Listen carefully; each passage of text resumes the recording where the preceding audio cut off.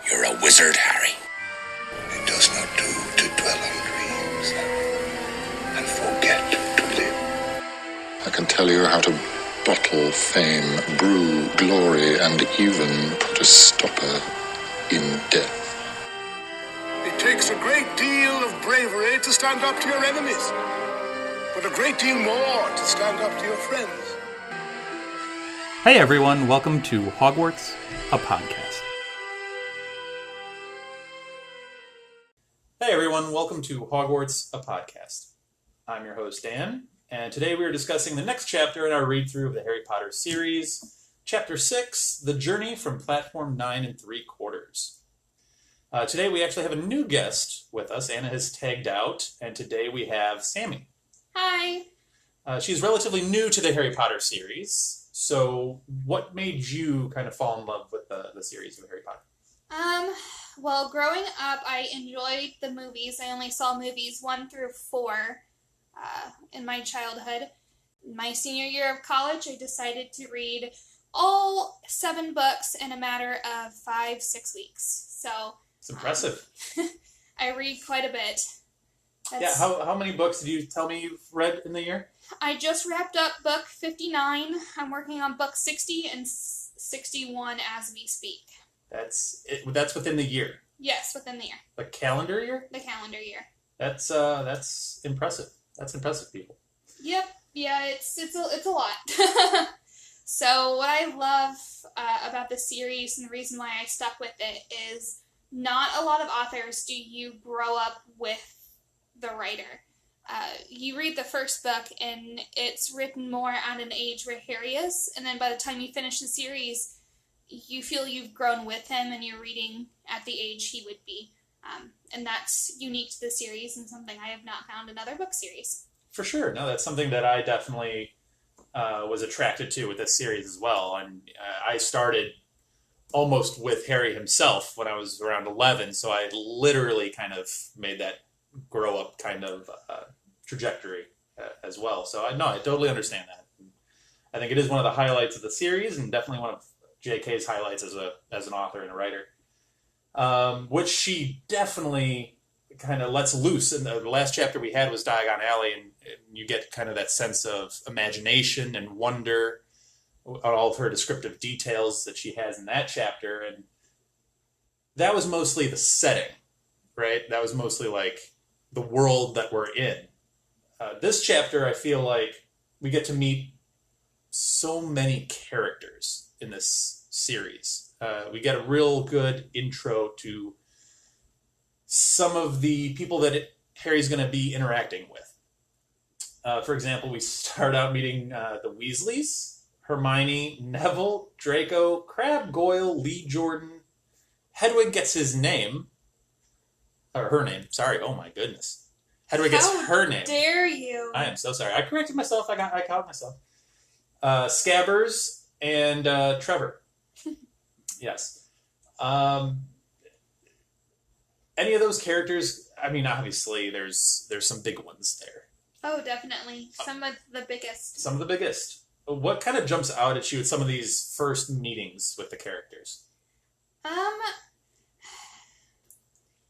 It's hard here to not have spoilers because some of the stuff that jumps out is definitely up there in the spoilers, so I'm sure we'll probably get to that later. But it's interesting to see their personalities before they're established with Harry. You kind of get to see what they're like before they're surrounded by the famous Harry Potter. Yeah, for sure. I think one thing that kind of pops out to me in this chapter is the twins, the Weasley twins that we meet, Fred and George. Mm-hmm. So we get introduced to them and their kind of snarky humor. Their antics. Yes. When Harry's kind of overhearing their conversation before they even enter Platform 9 3/4. They're out there, and then Mrs. Weasley says, "Fred, you go." And then they have this, "No, I'm George. How can you do this? You're our mother." I'm paraphrasing. But that kind of interplay, just trying to play a prank on their mom. So you get a kind of intro to their humor there. And then you get it later on the back end when Harry's overhearing a conversation of them on the platform. But in between those two moments, they notice Harry struggling with his trunk. And they go over, they don't have to, and they go over and they actually help him lift his trunk into the compartment. It's a really interesting... And then in that second conversation, they also have...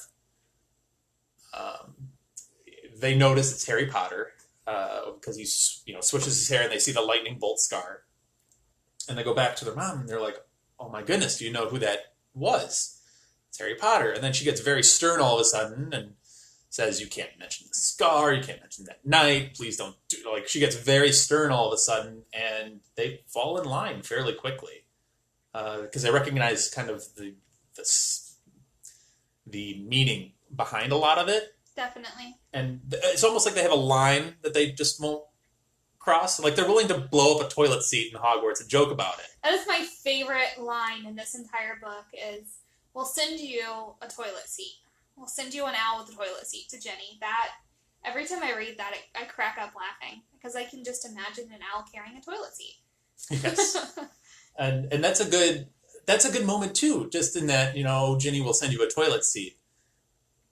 Ginny was broken up about the fact that basically her entire family, all of her brothers are gone and away, and she's crying on the platform because she's the last kid left. Well, she's number 7, correct? She is. Okay, making sure I did math right in my head. Well, can you imagine growing up with 7 older siblings and suddenly you're an only child?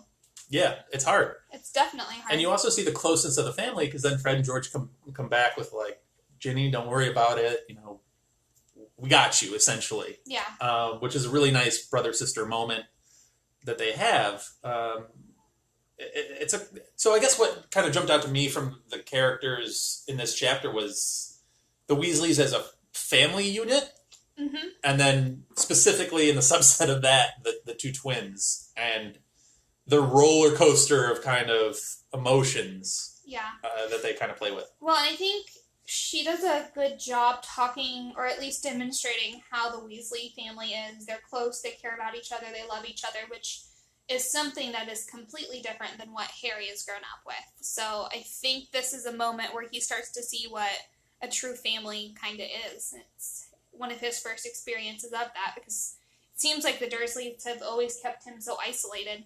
So now he's finally seeing a real family with real family dynamics. For sure. And I think you kind of get that a little later on in the chapter when him and Ron are kind of bonding in the compartment. Definitely. They end up in the same compartment and they're kind of almost going back and forth with like, well, my life's unfortunate. Well, I don't know. Mine was pretty bad. And then they kind of go back and forth and they end up bonding over the less fortunate things that they've had in life. Definitely. And it's interesting to see the contrast because Harry's like, I'll take the lot, buys all of the candy. Mm-hmm. So I'm sure in Ron's eyes, he's loaded. Oh my gosh, this kid has money. This is great. But Ron doesn't quite understand the torturous growing up Harry had, being child of a family who dislikes all wizards. You get a really good look at who Harry is as a person when he has this like introspective moment of like, I've, 1, never had anything to share before. Oh, definitely. And 2, I've never had anyone to share it with. Mm-hmm. So please partake in whatever I can actually offer because I've never had anything to offer before. Yeah, definitely. It's a really introspective look at himself. And I guess when I first read this as a kid myself, I kind of didn't really let that sink in. But now as an adult, you kind of hit those notes. And it's just, not a throwaway line, but it's a small 1-sentence kind of thing that now as an adult kind of hits me and goes, wow, that's kind of deep. Definitely. I mean, as a child that age, you're like, oh, yeah, we'll share. Mom taught me to share. I'll share here. Mm-hmm. And it doesn't cross your mind that he's not had that situation before. Yeah, it's an interesting moment with Ron and Harry kind of bonding together and how they come together with that bonding. It's unique and it's a wonderful kind of partnership that's developing there. Definitely. What we left off with the twins and their antics is the spell that they gave that they gave Ron to turn. Yeah, Scabbers yellow. Yellow. Scabbers is Ron's rat. Yes. We should just clarify. We should definitely clarify that. Yes. It's not okay, children, to turn your friends yellow. Yeah, you can kind of see how, at least this stage, how gullible Ron is, because it really doesn't sound like an actual spell. Not even close. Which then Hermione comes in and essentially tells him that. Which I love how they describe these characters, by the way. I mean, Ron is... And J.K. does a great job usually describing characters on their first meeting. But she describes Ron as tall, gangling, thin, big hands, big feet, and a long nose, which I never really picture Ron with. I don't have much to add there because I grew up seeing the first 4 movies. So I do not have J.K.'s descriptions in my head. You have the Rupert Grint. I have Rupert Grint. And I have, literally every single one of those characters I have ingrained in my head what I saw on the screen. So it's kind of an interesting perspective. And honestly, I know I shouldn't, but descriptions I kind of just quickly blow past and don't even think much about them because I already have an image in my head. I guess I go with JK's first description here outside of the long nose. I just never think of him with a long nose. And then she describes Hermione as, big front teeth, bushy brown hair, and my favorite part of the description is a bossy tone. Yeah. Like, she goes out of her way to specifically say this is a bossy tone, which, quite honestly, even from just her writing of what Hermione said, it comes across so well as a bossy tone. Well, and you, even looking at her writing, I'm not sure, she doesn't bold. What is the word I'm looking for? Oh, the italicized? Italicized, yeah. Mm-hmm. She italicizes specific words to really express the bossiness, and I feel like she hits the right place to really draw attention to it. Visually, even though you're reading it, it's almost like a visual, like, emphasis. Set. Yeah. Yeah, it's, her writing, that's where her writing kind of comes across. You almost don't need her to even describe that because it just comes across that way, and maybe that's just because I've read this so many times and I kind of know it. I don't know. If you're reading this for the first time, let us know if you also got that impression with the reading. It's kind of interesting. Definitely. But to kind of hit some of the other characters here in the non-spoiler, we meet Neville, who's constantly searching for his toad, Trevor.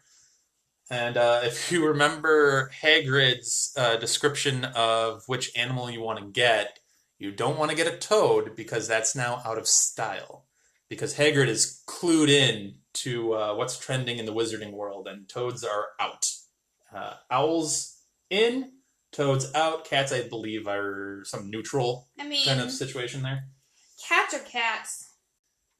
But yeah, Trevor is always on the run from Neville. So we meet him the first time trying to search for it, and then we meet him again with Hermione trying to, search for it as then Hermione comes in.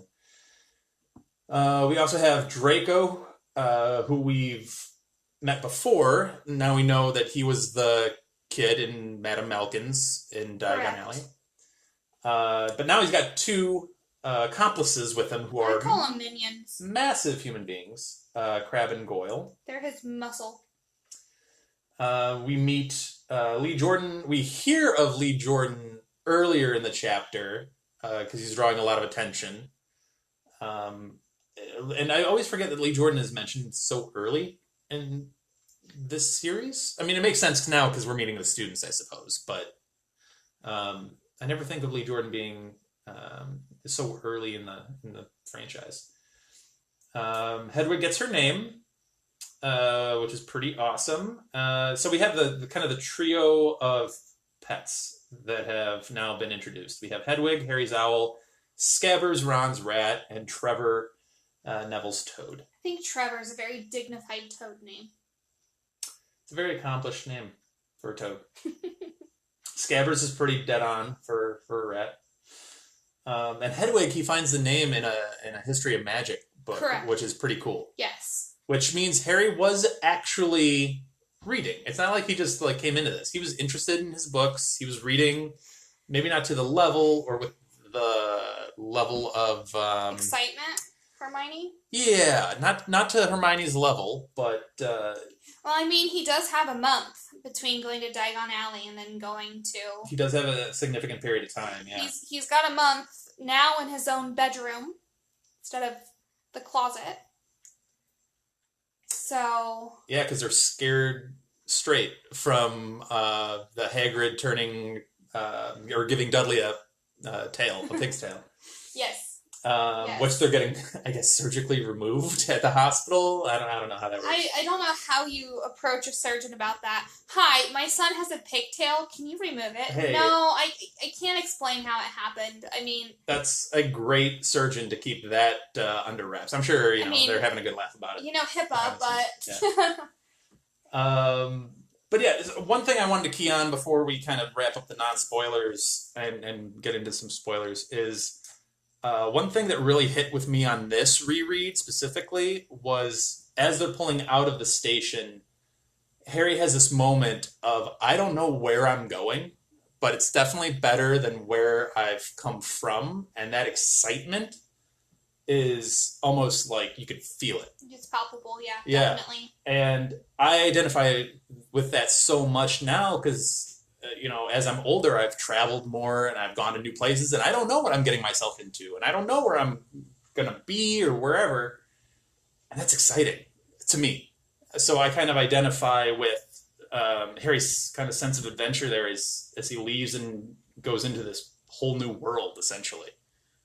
Yeah, and I love how that is partnered with Ron's, I don't know how to say it, his just, this is normalness of going to Hogwarts. He's a little nervous, but he doesn't seem as adventurous as Harry.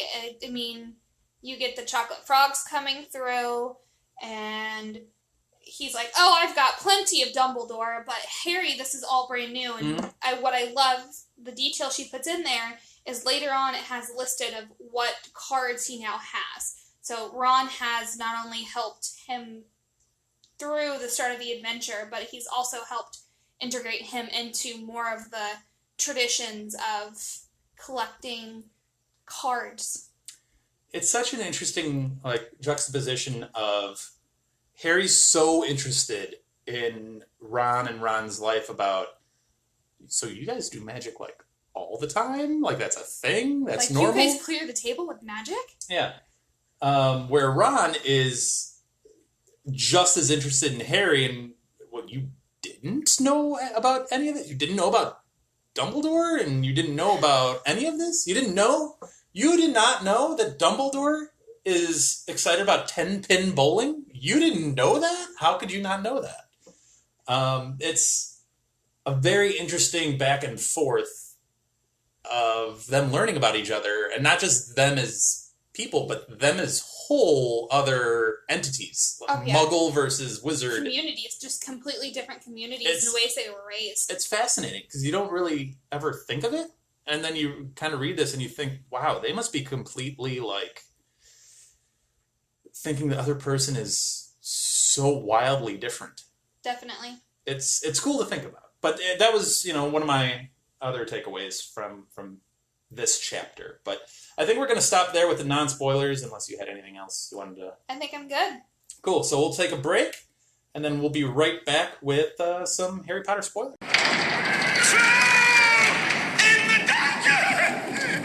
General in the dungeon! All right, so we are back with the spoiler section for Chapter 6, The Journey from Platform 9 3/4. So if you're reading this for the first time, and this is your first introduction through the books, you should probably want to stop now and read through a little bit more, and then, come back and hang out with us for the spoiler section. I would almost recommend just finishing it and then coming back, because there's some seeding here for the future. Yeah, we're going to talk about, we're going to talk a lot about the Weasleys. I think that's going to be the biggest chunk. I mean, how can you not? The Weasleys is absolutely my favorite magical family in this entire series. I think I just loved everything about the Weasleys in this chapter, actually. I loved Ginny's first reaction to Harry. Oh, yeah. Which is pretty awesome. Well, and I find it funny that her reaction doesn't change for a little while either. No. She's always, like, just gobsmacked by him until, I don't know, what, 4th or 5th? 5th? 5th, maybe. I mean, even the 4th, she seems a little starstruck. I don't know if starstruck at first. It might be the 4th with the U-Ball, actually. I think she starts to become, like, her own individual, and Hermione gives her that advice of just, like, That's true. Don't worry about it anymore. That's true. I think it's the U-Ball with 4th. Anywho, I love how, and I'm always going to refer to Percy as this from here on out, is Percy the Prefect, because that's how... That is him. That is his personality. That is... Percy the Prefect. What was the other one?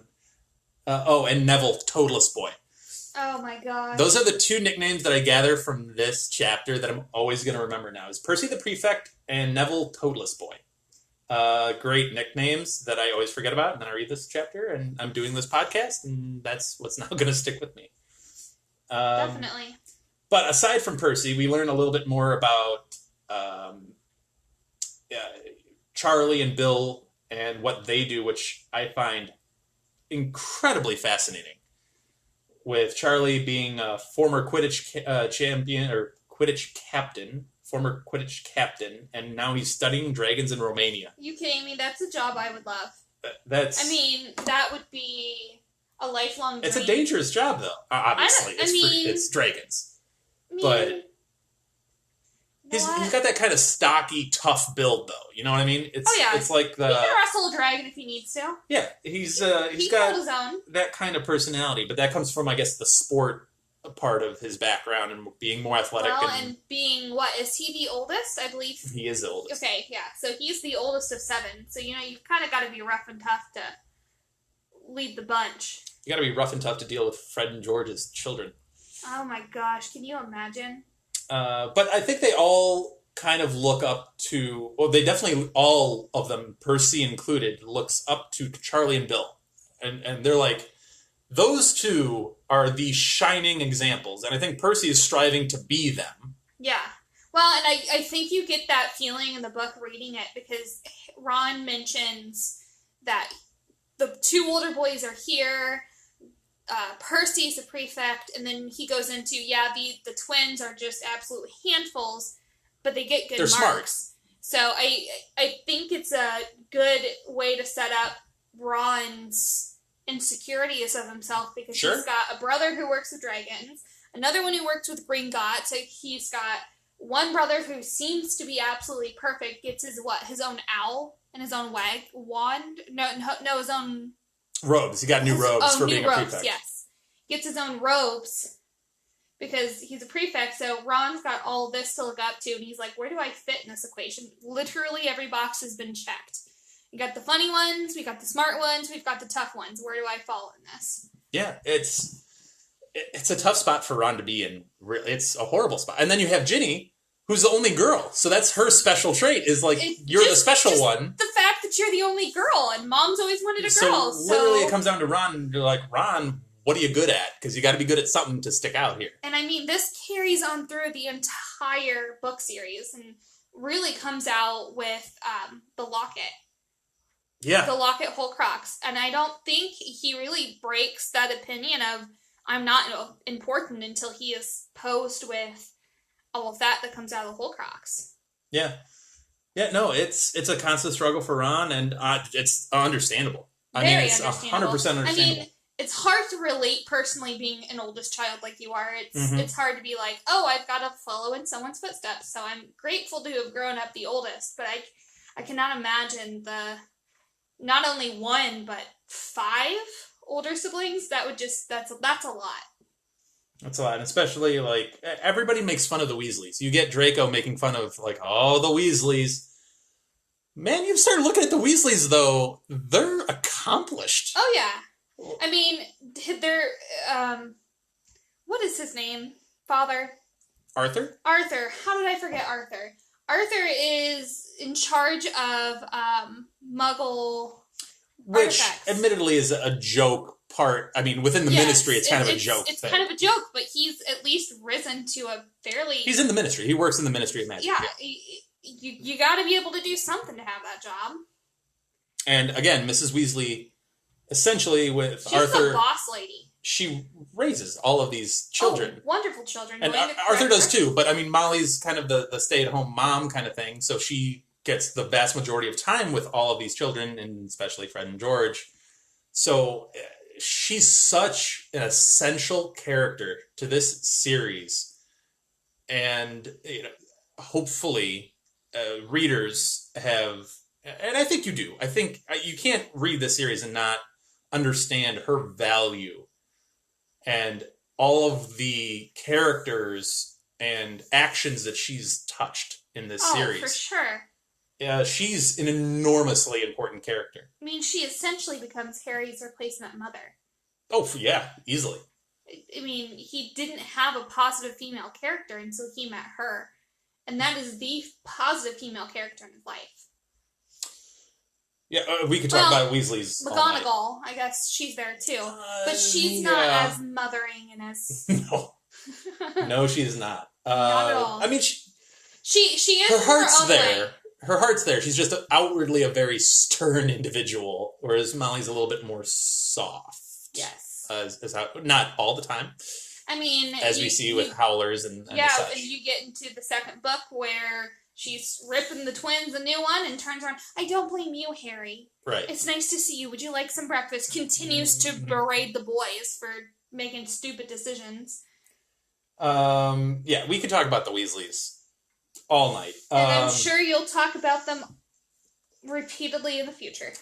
So we're going to continue talking about the Weasleys as we talk about Percy's old rat, which is now Ron's rat / not rat. Spoilers, because we're in the spoiler section. So a couple of things here with Scabbers.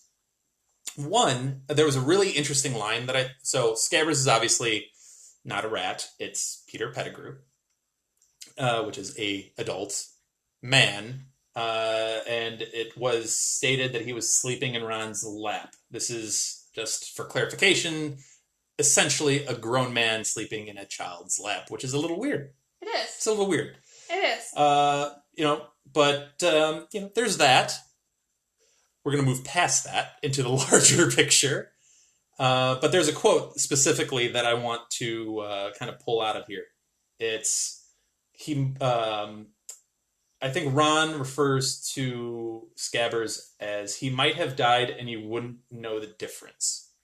And if you know the whole story, I've kind of pulled this out because I thought it was interesting because, I mean, that's kind of what happens to Peter Pettigrew is, they just all assume he died, moving on with the life, and he's still alive, but no one really cares or notices or wants to look into it further. They just kind of accept the truth of... Well, how many years has he been alive? I mean, how many people have an 11-year-old rat? Yeah, it should be an indicator, absolutely. It's like no one really wanted to look into that because no one particularly cared. It's a magical rat, apparently. Which... With a missing toe. And, we can get into this more with the Marauders. And I know Anna, our last guest, has a lot of to talk about with the Marauders, but I don't know whose decision it was to have James becomes the stag, Sirius becomes the dog. Obviously, Lupin has his transformation built in. Was it those three deciding, hey, Peter, you should be this because we need this from you? Or was that just Peter and his characteristics led him to be a rat? To me, it's just always seemed that if you become an animagus, that it is whatever creature is your personality. Because Rita Skeeter is a beetle. I mean, how better of a description of her than some bug that crawls around listening? It's similar, though, to Peter in that it's a rat. No one's looking a rat. Right, exactly. There's rats everywhere, I'm sure, in however many year-old castle Hogwarts is. It's something that you can just slither in and out of without detection. No one thinks twice. Yeah. Which is what, hers is, too, that's how she gets her stories, essentially.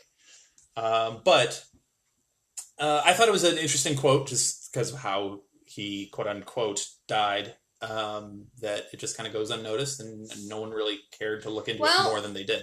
Ron did look into a little bit because he blamed Hermione's cat, which started a little bit of a feud. Oh, yeah, that's true. Tease them up for their very complicated relationship. There was an interesting moment with Scabbers, though, right before, amongst all of the interactions between Harry, Ron, and Draco, and Hermione, and Neville. But when they get into the fight with Draco and Crabbe and Goyle, Scabbers bites Crabbe or Goyle, I can't remember because they're honestly fairly interchangeable. But he bites one of them, and I'm like, this is the most active Scabbers was up to this point, and he chooses to be active to protect Ron and Harry, which I find interesting because either he's doing it to protect Harry because he knows who Harry is, or he's doing it because he hates the fathers of Draco, Crabbe, and Goyle, who are all, spoilers, Death Eaters.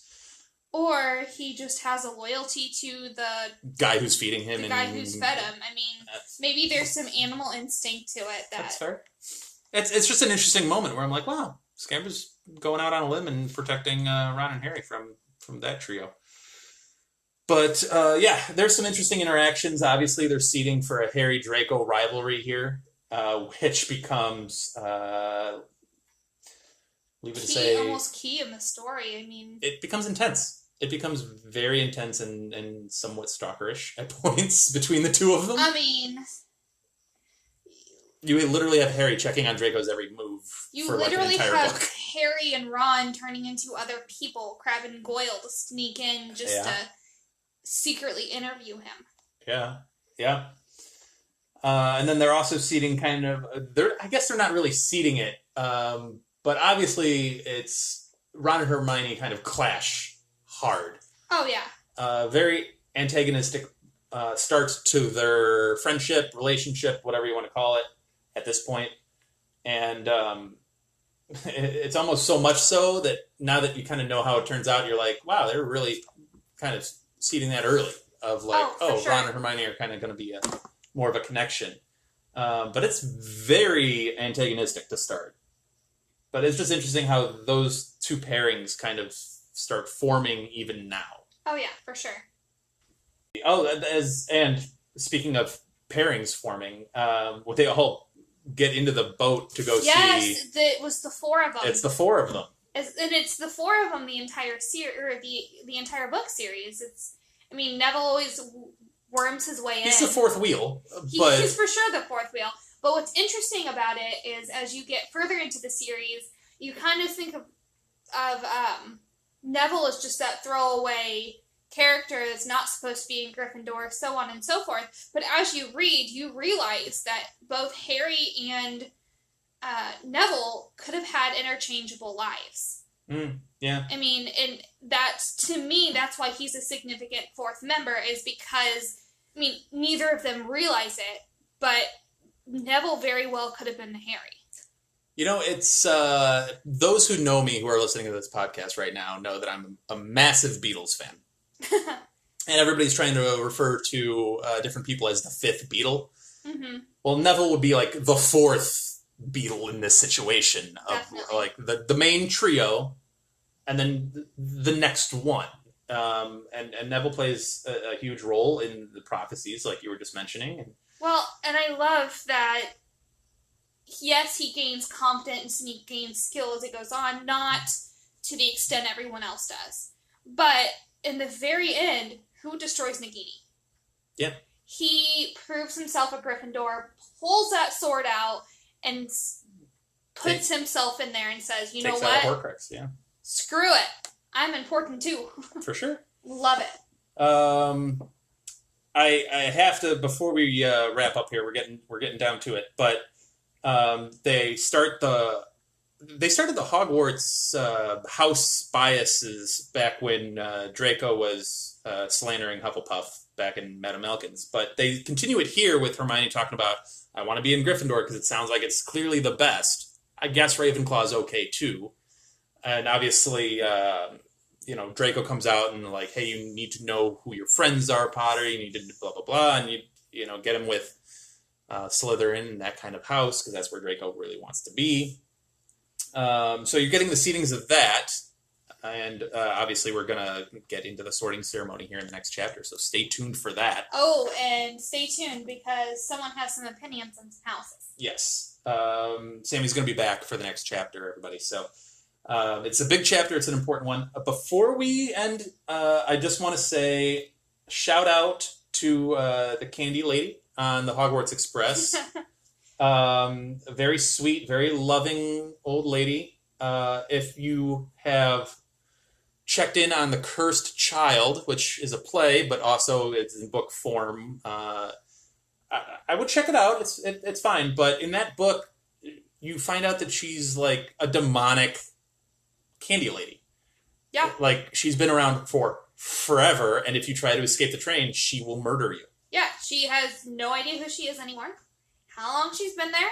She's just there to make sure children don't do anything wrong in a very homicidal way. Very, very homicidal way is a good way to put it. So if you haven't checked out Cursed Child, check it out. There's some weird stuff in there. But hopefully you've enjoyed this discussion about Chapter 6, The Journey from Platform 9 3/4. Read along with us. Join the conversation. Check us out at Hogwarts a Pod on Twitter. You can follow me personally on Twitter and Instagram at Daniel_Allen44. And join us next week when we talk Chapter 7. Check us out. Thank you for listening to Hogwarts, a podcast. If you like what you've heard, please click the subscribe button on your preferred podcasting app and follow us on Twitter and Instagram at Hogwarts a Pod.